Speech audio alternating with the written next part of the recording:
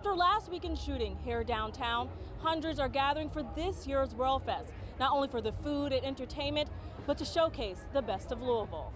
A melody of cultures were heard across the riverfront Saturday, catching the attention of many who came to get a taste of the world. I think it's needed. Everyone just needs a break and to be with people they love. We just need community. Especially after the mass shooting outside a Southern restaurant in Lowndes last Sunday, taking the lives of 2 customers and injuring several others.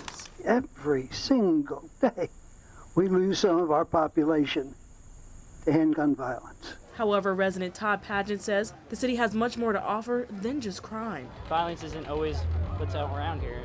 Vendor Jeremy Jackson adds, the World's Fest is proof of Louisville's flourishing diversity. It offers a safe space for lots of different families to form a cultural enclave, and it lets people pursue the closest approximation, I think, to the American dream that we can. He also says the event highlights the community's ability to celebrate peacefully. So many people can come together and genuinely embrace one another, to be able to lead with curiosity and lean in to try to understand the different cultural backgrounds that each of the vendors have, each of the patrons have. I think that's powerful. Not only for visitors to see, but for the next generation as well. In Louisville, Alexis Jones, WHAS11 on your side. During the next 2 days of World Fest, one group is hoping to capitalize on the momentum and the crowds. The nonprofit New Americans Initiative is launching a project to spur civic engagement in immigrant communities. It took the first step towards that goal Saturday, hosting a voter registration event at World Fest. Organizers, including State Rep Nima Kulkarni, say the mission will help both immigrants and the entire Commonwealth. We want to get people involved in our government, people involved in their communities, and of course in a representative democracy that starts with your vote. So making sure that we have as many people engaged as possible, as many people registered as possible. According to the group's website, roughly 180,000 immigrants live in Kentucky, but only 40% are registered to vote. If you'd like to support the group, we have a link to donate on our website, WHAS11.com.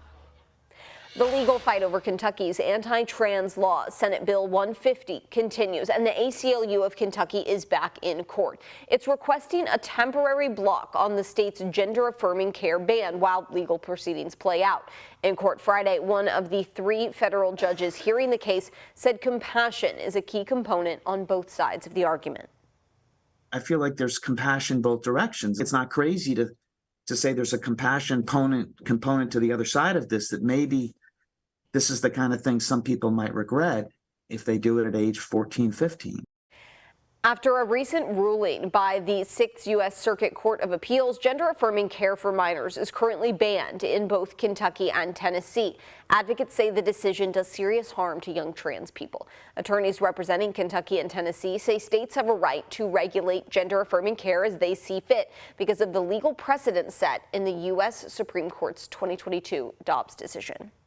Now, the fact that the plaintiffs and their favored medical interest groups disagree with Kentucky's judgment does not lessen Kentucky's sovereign prerogative. The only position our Constitution takes on this hotly debated topic is that the states play a frontline, indispensable role in regulating the practice of medicine. Attorneys representing trans youth and their families say the teenage years are exactly when gender-affirming care should be given. The evidence in this record shows that withholding treatment, even up until the age of 18, withholding treatment and allowing puberty to occur consistent with the sex identified at birth is extraordinarily harmful to these children. The arguments come amid a number of rulings made this week stemming from what some call attempts to limit the rights of LGBTQ+ people across the country. JCPS officials say its early childhood education program is still facing delays amid the district's transportation issues. In a letter to families this week, JCPS said it will continue to temporarily hold off on the program while it works out busing logistics. As it stands, there's still no concrete start date for the program. According to JCPS, a new calendar will be sent to parents once a date is chosen.